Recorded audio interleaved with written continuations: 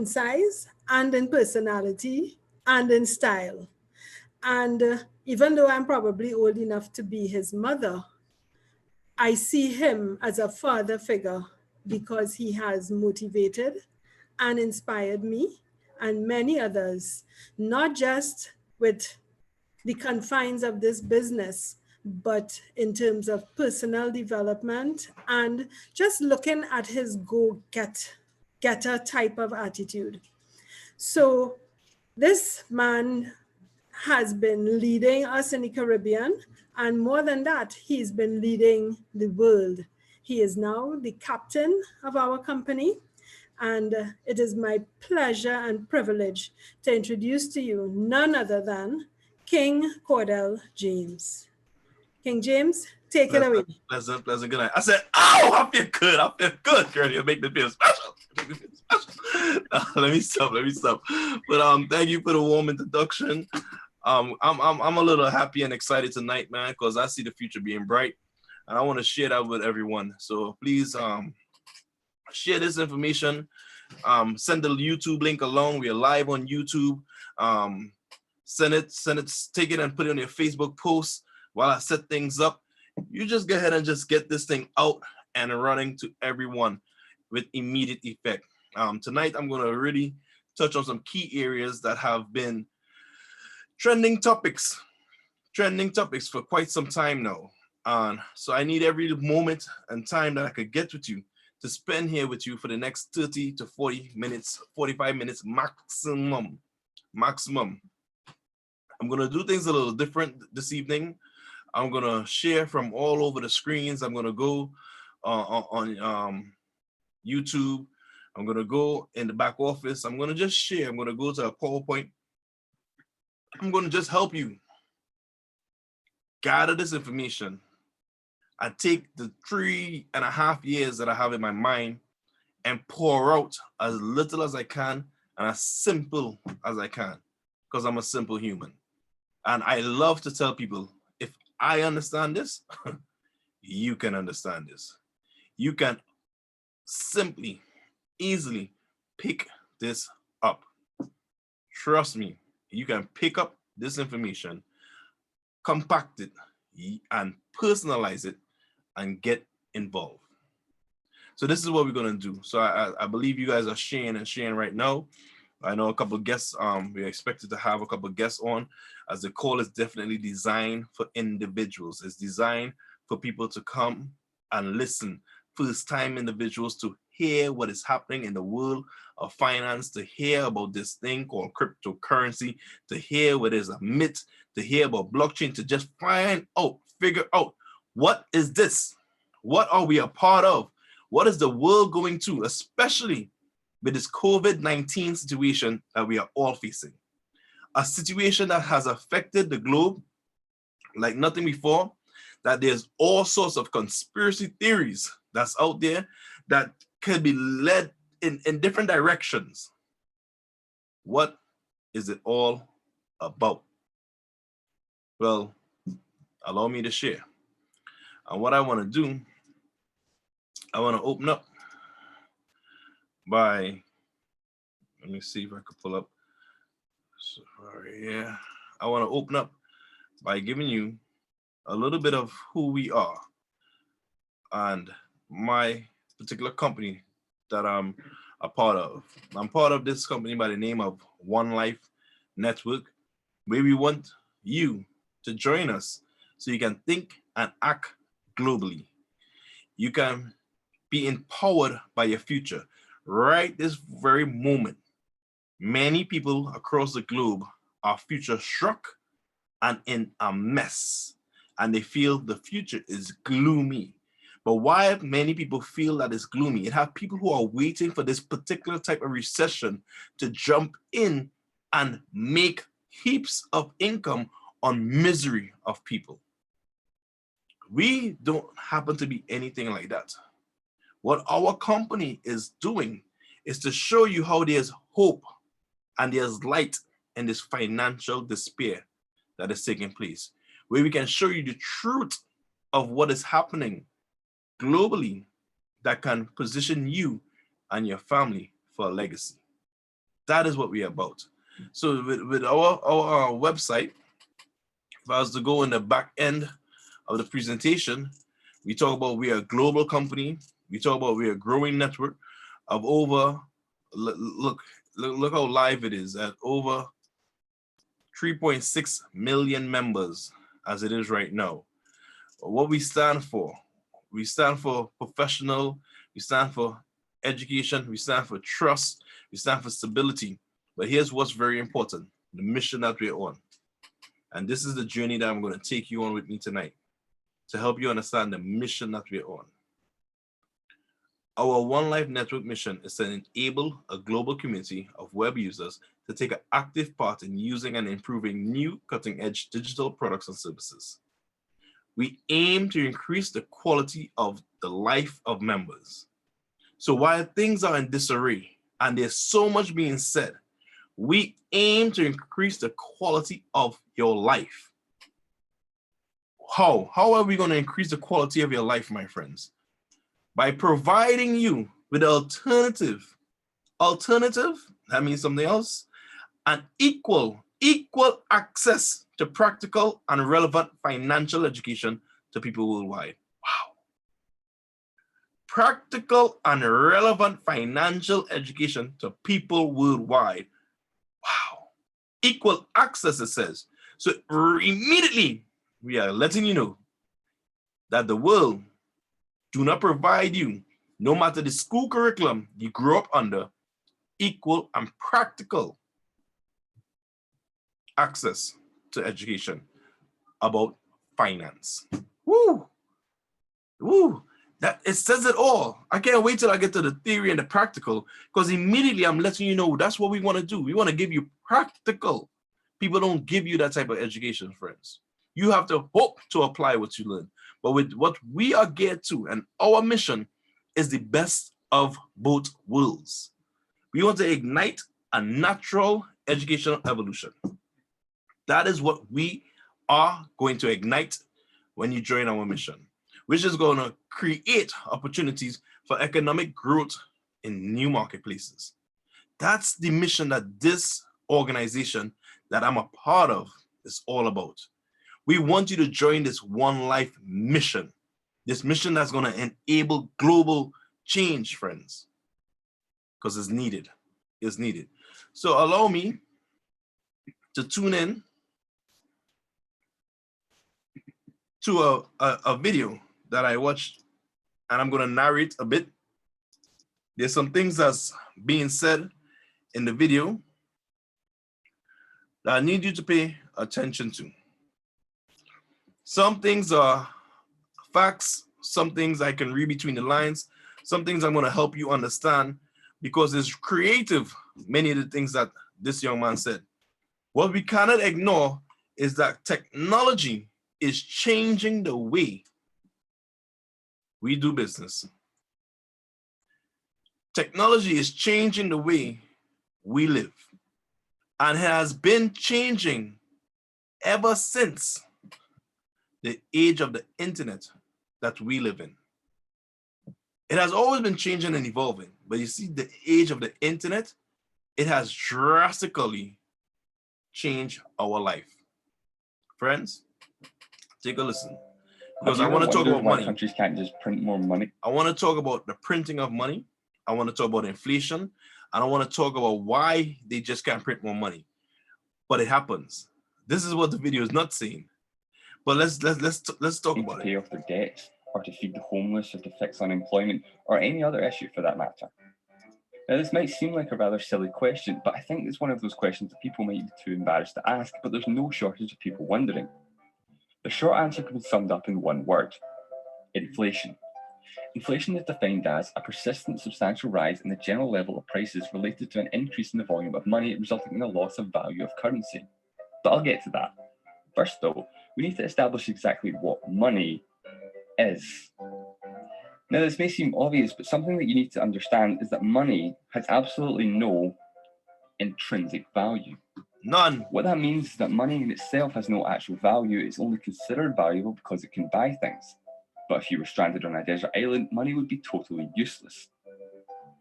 Money only has value because we believe it has value. This is called the Tinkerbell effect, something I learned about from Vsauce. The Tinkerbell effect is used to describe something that only exists because we believe it exists. And this is the case with money. Hypothetically speaking, if people suddenly started to believe that money had no value, it wouldn't have value. Pause. If you start to think that money has no value, it wouldn't have any value. I have been given a definition for the last couple of years about what is money. And money is not the currency that you see there in the notes. Money is whatever we agree upon to exchange for goods and services. That is money. He's going to mention a little bit, but I want you to hold on to the Tinkerbell effect. Of course, it wasn't always this way. Money has been around for millennia, and when it was first used, it was in the form of commodity money. Things were traded that had actual value and uses, like salt, spices, horses, and weapons, as well as precious metals such as gold and silver, which technically don't have any intrinsic value either, but due to their rarity, they're almost universally accepted as currency. Then we have representative money. Since carrying around everything you own can be difficult, representative money makes more sense.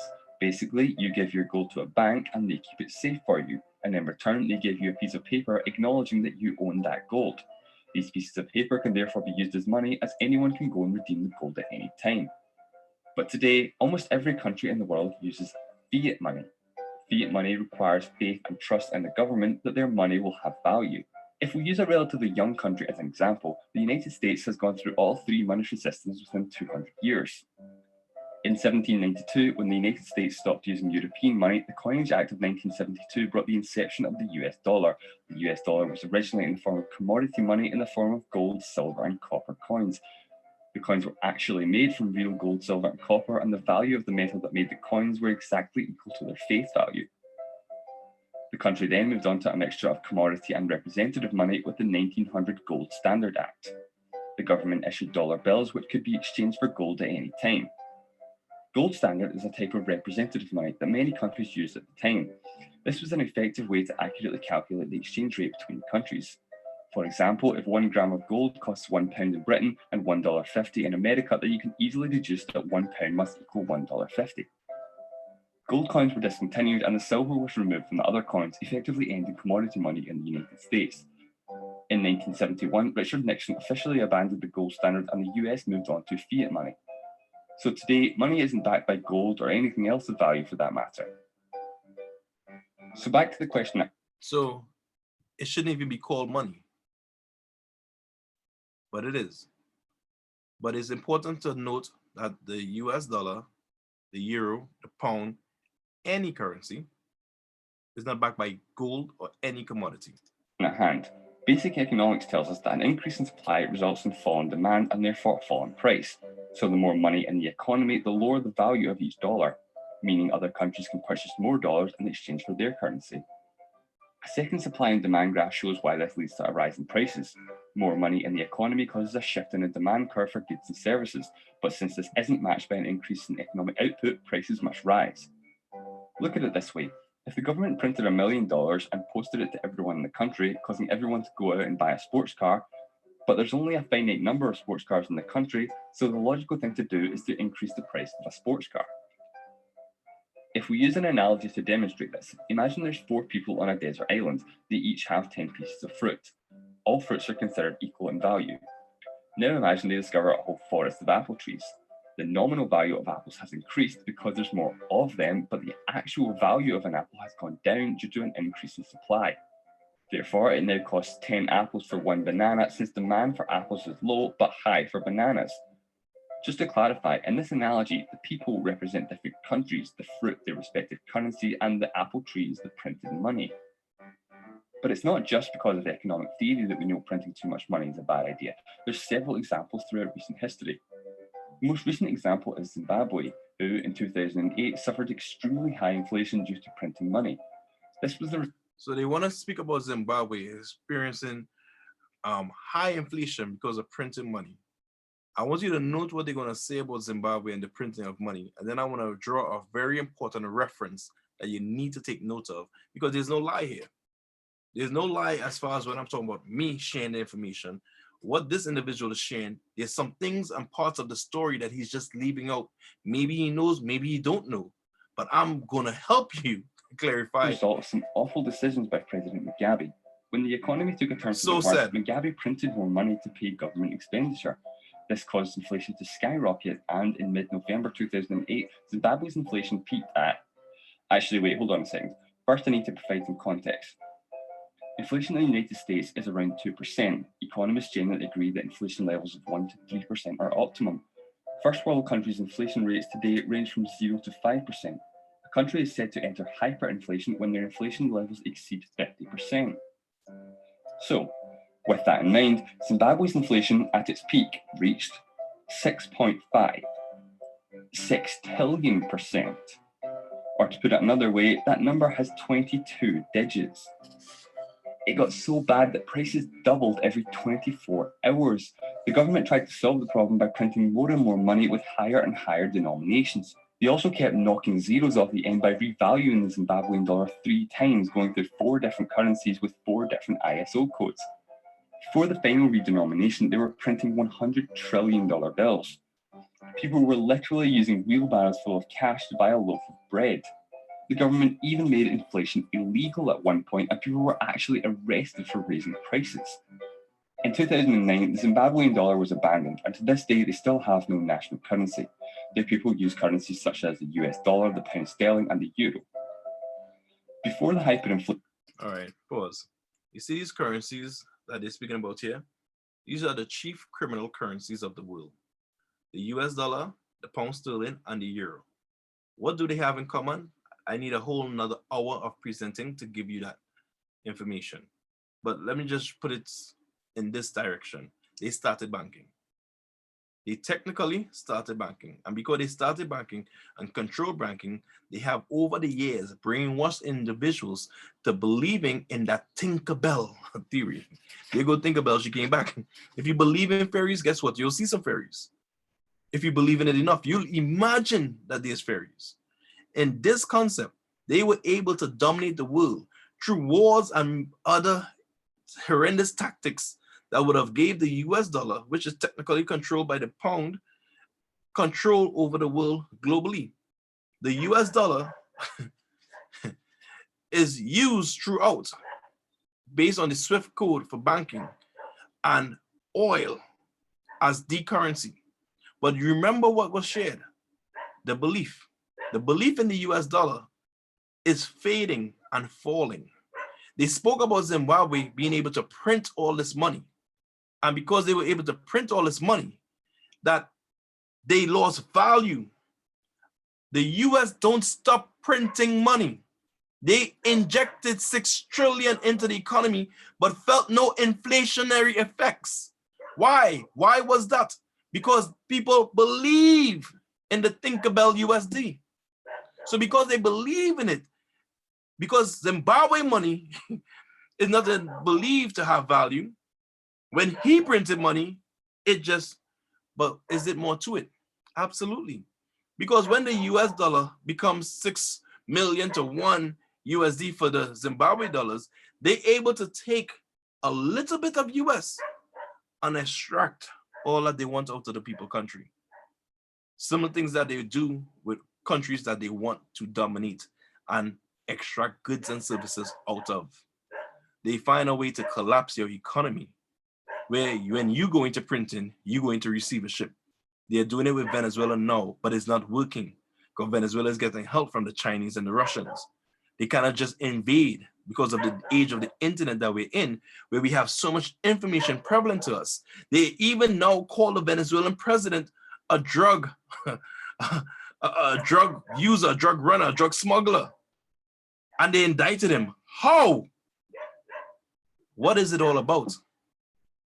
So friends, people need to be very smart out there. People need to pay attention out there. I'll let you hear some more of the story. The first Zimbabwean dollar was worth about 125 US dollars. If that $100 trillion bill was worth that exchange rate, that single bill would be worth more money than there is in the entire world. Twice. But as ridiculous as this is only considered to be the second worst inflation in history, after Hungary in 1946. Although Zimbabwe's inflation peak does not Similar end story well, to Zimbabwe, so we fast forward. it's also important to understand exactly what And they want to take from Hungary. National debt is much more complex. I could tell you that Hungary is one of the prime traders in all of Europe. They make up 70% of all trading. So Hungary and another country. Than personal debt. It isn't simply a case of Germany. You owe people money. Take the country with the highest national debt, the United States, that currently has around $17 trillion of debt. And you're probably aware the country that holds most US debt is China. Although that is true, it's somewhat misleading. Of the total debt, China only has about 8%. Most of the debt is actually owned by the United States government itself, by organizations such as Social Security or the Federal Reserve. On top of this, a further 30% is owned by US citizens. And even though 8% of 17 trillion is still a lot, China can't just knock on the door of the White House and demand $1.2 trillion. It doesn't work like that. Basically, the US Department of the Treasury issued treasury bonds. You can buy these bonds and the government will pay you interest on that bond every year. Then, once the bonds have matured, they'll buy the treasury bond back from you. Now, if a country gets into financial trouble, it may have to default on its debt, which basically means you won't get your money back. But the US is generally considered an extremely risk-free investment because the US dollar is the most widely used and the most trustworthy currency in the world. Tinkerbell. It's even written into the Constitution that the United States cannot default on its debt. You hear? I'll leave you with this final thought, and what I think is possibly the best way to sum up why governments can't just print off unlimited amounts of money. Friends, it is dangerous. There has been a bubble growing, blowing up in our face, and this technology of crypto and blockchain can pop and destroy that bubble, because that bubble that we currently live in is not beneficial to you and I. It's beneficial to our 1% of the globe who controls the money and the money printing of the world. This is what we need to be aware of. Who prints the money? It's not your government. The government don't print the money. The government buys the money from the printers. The people who print the money is a private family organization that pretty much control the globe, control banking, control all the major industries. So what I am inviting you to tonight is to pay attention, my friends. This is the information about Hungary and Germany, as I mentioned, as being what 79% of the EU goes through trading with these individuals. But let's get back to the US. Because he's mentioned $1 trillion. And sometimes people hear, they said 17 trillion. The truth is, it's way more than that. It's way more than that. And I'm going to show you and get into what that is in a little while. It's way more than that. That's an old video. But what do $1 trillion look like? Sometimes you need to see it to understand it. So you see a $100 bill just now. You see what $10,000 look like. Here go $1 million in front of your face. What $1 million look like? Here go 100 million, my friends. No problem. 100 million, we can all do with that, right? Yeah. But what is this paper? What is this paper? Look, 2 billion for you. This is what a 2 billion look like. But they throw around the word trillion, and people don't grasp what $1 trillion looks like. This is what $1 trillion look like.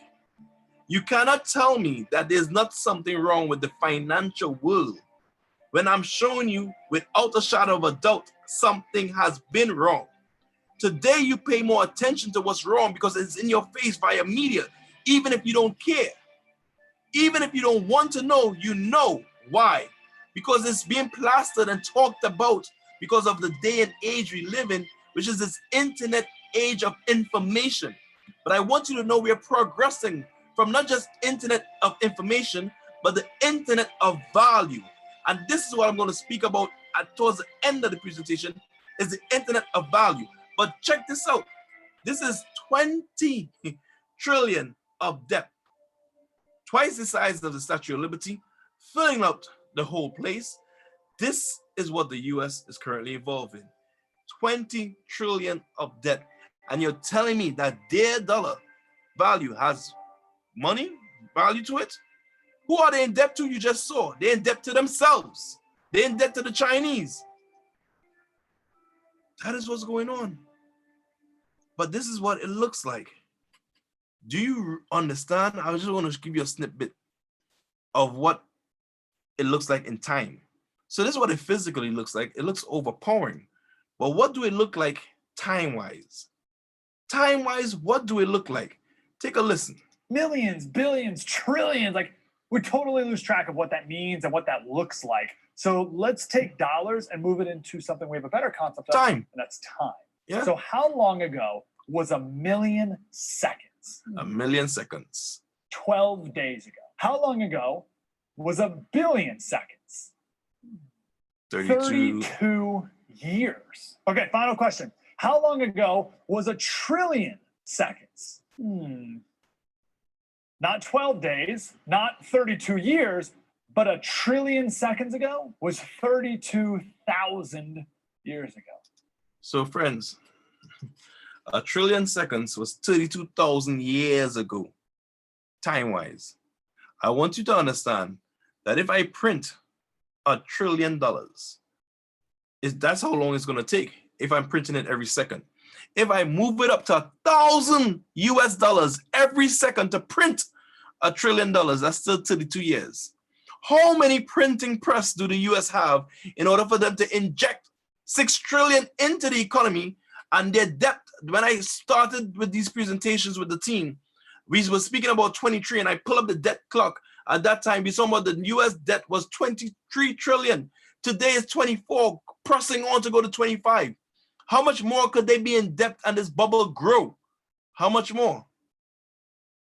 This is what we need to know. Let me introduce you to something that's going to be a shell shocker. Let me introduce you to something that's going to fry your brains.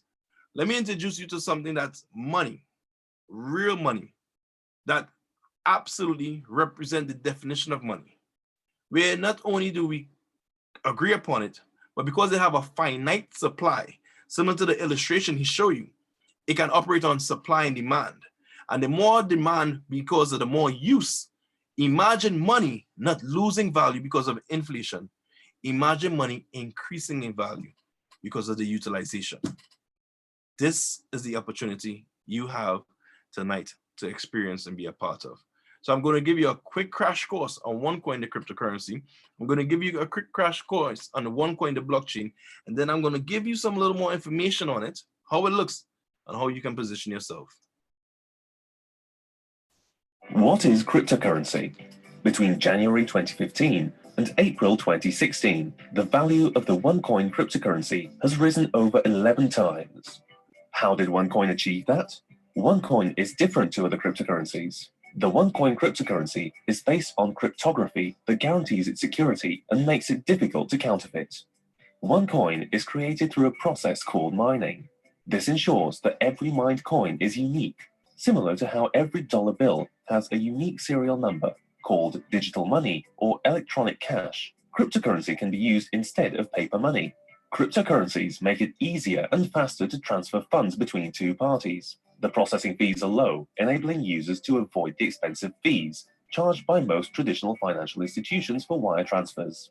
Cryptocurrencies are not tied to a particular country or central bank. Therefore, their value depends mainly on the number of people and merchants using them, besides supply and demand. OneCoin is not pre-mined, and therefore the users create the market, mine and use the coins. The finite number of coins that can be mined and consequently traded mean that there is no real risk of inflation. OneCoin changes the way we use financial services. And that is what the world needs right now, a way that we use financial services, but not just a way that we use it, but to understand what is financial services. This is the number one problem. The OneCoin blockchain maintains a continuously growing list of transaction records hardened against tampering and revision. Guaranteed safety. At OneCoin, we are able to execute your transactions in a minute thanks to the powerful blockchain, a technological innovation that stores cryptocurrencies. The OneCoin blockchain is based on protocols that authenticate, validate, and store information in consistent, unbroken sequences. This guarantees that the system is safer by reducing fraud, duplicity, and forgery. KYC policies. The OneCoin blockchain consists of every transaction ever performed in OneCoin. Anonymous transactions are not allowed, and the company strictly follows anti-money laundering policy, carrying out Know Your Customer policies on different aspects of its activities. Transparent. OneCoin is the first cryptocurrency to store KYC documents on its blockchain. Fast. 1 minute per block. This is how long it takes OneCoin to make a transaction. Future-proof. Tailored for future-proof mass transactions. The OneCoin blockchain can perform more transactions than any global credit card provider. The OneCoin blockchain is the first blockchain audited every month. So far, each blockchain audit report clearly shows that the blockchain of OneCoin is consistent, meaning that there are no coins mined outside the blockchain and that there are no alterations to it. OneCoin transfers your money in a minute. OneCoin. Join the financial revolution. So we are asking you to join this evolution and revolution, friends. I am humbly suggesting to you that you participate in what it is we are all about and what it is we have to share. We have to share an opportunity like no other that is impactful, if I do say so myself. It has changed my life. It has enhanced the way that I think, and everything about it to me is sensible. I want to encourage you to see this opportunity for what it is. Take a look at a few slides here before I close off my presentation, and you understand that cryptocurrency exists without a middleman. You understand that the blockchain is safe. It's a ledger. That's all it is, my friends. It's a digital technology ledger that records and verifies a transaction. Why is these type of things important? Because my country that's facing a situation where oil is its #1 reserve, where we have so much to offer, but our country has been tunnel vision for quite some time. Government come, government go. There has never been any improvement. Billions have been lost based on errors and omissions by our central bank. The central bank is not owned by the government. This report came out. I've seen this article once. I haven't seen any follow-up reports. It's like if it was swept under the rug. I wonder what happened to the person who printed this article. I wonder if they got fired. Well, this came out to the attention, but you know how much of the country is not aware of this? Why? Because there's no blockchain system. We need this type of blockchain system so we could get out of the corruption that happens via central banks and governments alike. This, my friends, is what needed to really cause impact and change the world absolutely needs. What can cause that? The more you learn. You see, what I'm selling you tonight, because you may be wondering what I'm selling. I'm not selling you no coins. Forget the coin. The coin comes because that's practical. But what I want to sell you is theory that you can actually understand because it's comprehensive. I tell you, if I can understand it, who are you? Who are you? You're much brighter than I. You mightn't be as more handsome. I mean, pretty. No, I'm talking nonsense. But at the end of the day, take this for what it is. There's some serious information, and I need you to get involved immediately. This printing of money that the banks does, which was a bail them out of 2008. I mean, those measures was happening before that, but it just finally came about as far as admitting in 2008. These measures they have been doing since 2008 was to print themselves out of a situation when the world collapsed around them, and that was the birth of cryptocurrency. Here's what I want to know. Why they still printing then? Did they come out of the situation? No. All they have done was made the situation worse. If we really look since 1913, what is the true value of the US dollar today based on inflation? Is less than 5%. It might even be in the negative. Just like how oil per barrel dropped to a negative territory for the first time. What type of impact would that have? How long would it last? What is the criminal methods they're going to use to bail themselves out of that? Why are we still pushing oil down the throat? The technology is so vast that we can actually use much of the water, wind, and sun energy that's around us that can do all the functions oil do. There's so much to discuss. But who's the big boys and big girls that's going to lose out that don't want to look at those areas? But here's the big boy and big girl that's going to lose out if you understand. The central banks. These entities don't want you to have this information I'm sharing with you. Because here's what it can do. You decide to buy our course I'm going to show you the smallest. We range from 140 euros all the way to 13, 14, 15, 50,000 euros if you so desire. You can decide where you want your education to be. I could go online right now and show you different financial courses all the way to behavioral finance and PhD in finance, and show you that the degree there is about 50,000 US for those type of degrees. So there's no way that you can tell me education don't cost that much. It depends on what type of education. But here what I want to show you, simple. I want to show you 1,400 TT dollars. Because we live in Trinidad and Tobago, I'm talking to a Trinidad and Tobago audience. Maybe other parts of the world, that's 140 euros to you. I am saying to you, the cost of this package was normally 1,610 TT dollars. So right now, you're immediately getting a discount. Get involved. You pay 1,400, you're going to receive 1,200 tokens minimum. Right now, because there's a promotion, it's normally 800, but because of the promotion, the minimum you're going to get is 1,200 tokens. So you're buying level 1 education, where there's a curriculum of education for this level 1, where we're talking about you're going to learn risk and return, you're going to learn fundamentals of finance, you're going to learn many different things in our curriculum for level 1. You're going to receive a split, you're going to receive some mining, you're going to receive, at the end of the day, some coins.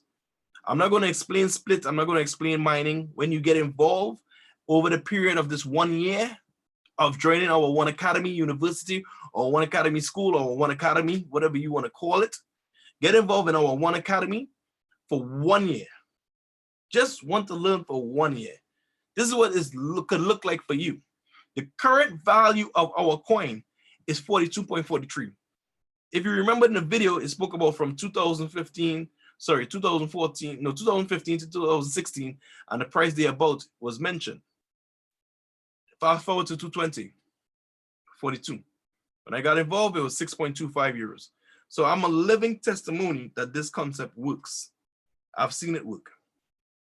This value of 42.43, we believe that 1 year from now, it could be a value of 75 euros. Why? Because more demand and more usability is going to take place, which is going to see the value increase.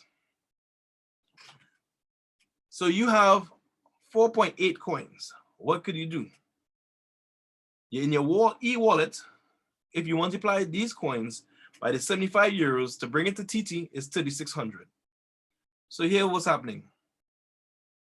1,400 TT dollars that you have in your bed, that you have in your bank, that's going to lose value next month. That's going to lose value next year, guaranteed. It has an opportunity for you to diversify your portfolio, diversify your understanding and your education.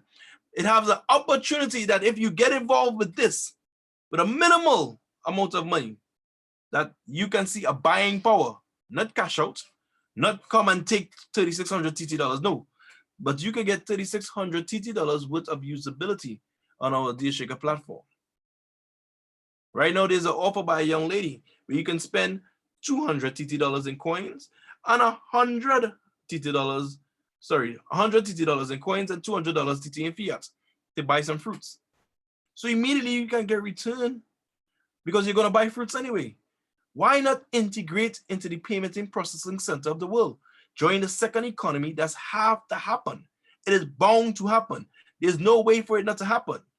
Participate in the promotions and the many things that's involved in it because you are learning.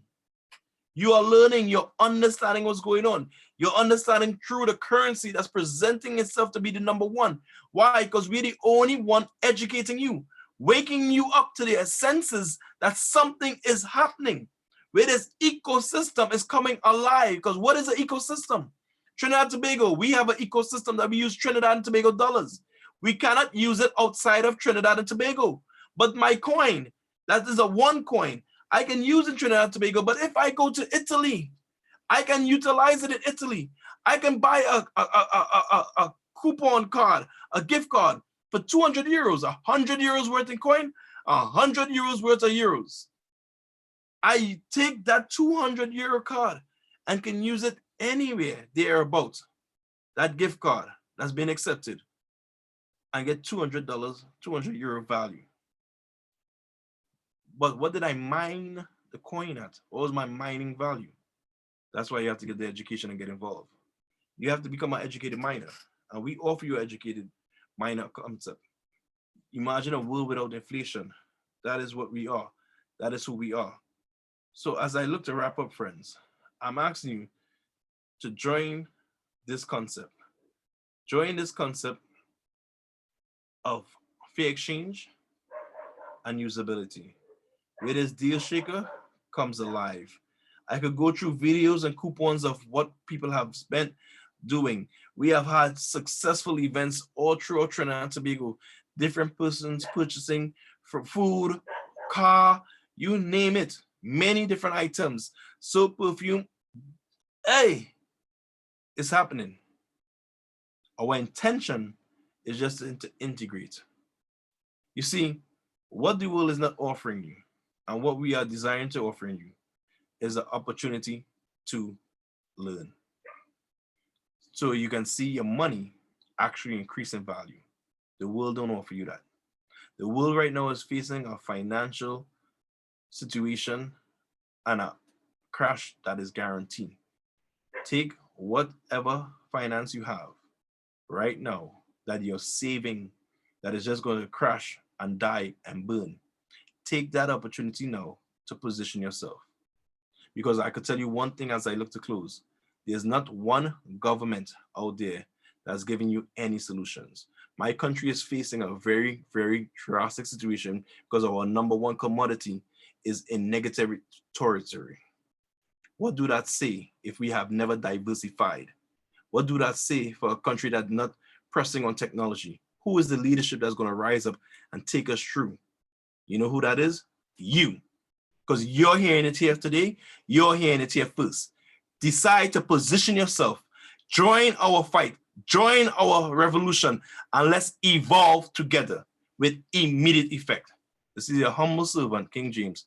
One life for more life, because you will live more life with a result.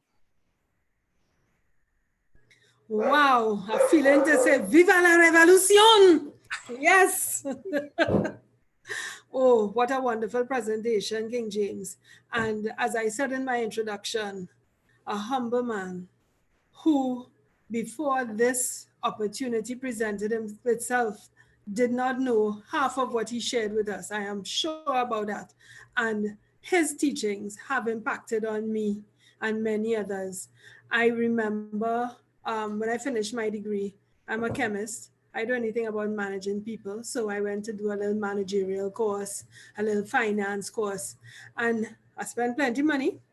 And nothing in there taught me what I learned in level 1 of this education about risk and finance.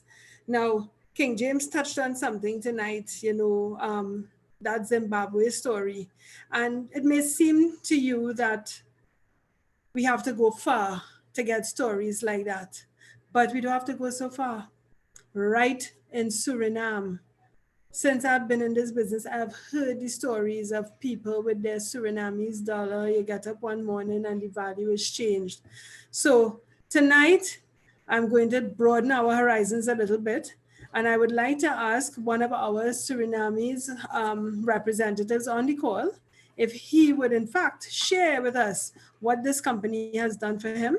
And I guess some of that experience about how your money can lose value overnight. So Mr. Clifton Chinlipsy, could you please share with us tonight? Welcome.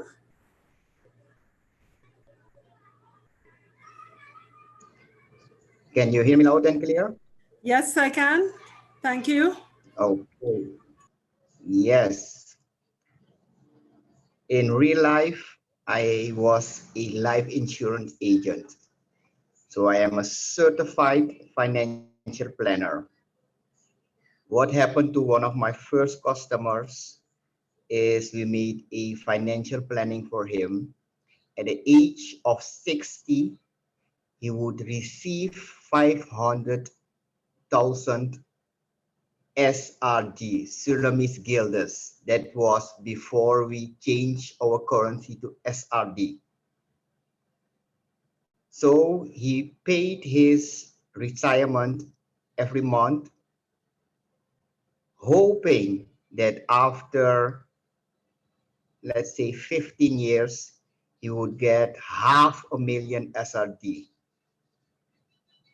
But I think 6 months before he got to his retirement age, the government decided to change our currency from SRD, Surinamese guildens, to Surinamese dollars. So what happened?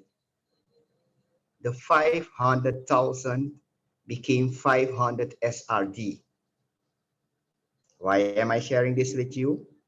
Because as of today, my government brought in the country 400 million SRD. When I joined this company back in 2016, I was working at a bank and I decided to stop. I worked about 5 years, so I built up some retirement. So when I stopped, I got something like a lump sum, and I purchased about 1,800 euros with it. Luckily for me, our company had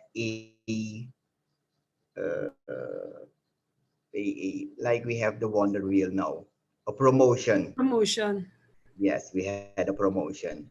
So the promotion uh, give me the opportunity to purchase a starter package, a trader package, and a pro trader. To make a long story short, I at the end I got 4,555 coins because each year I put them in our coin safe.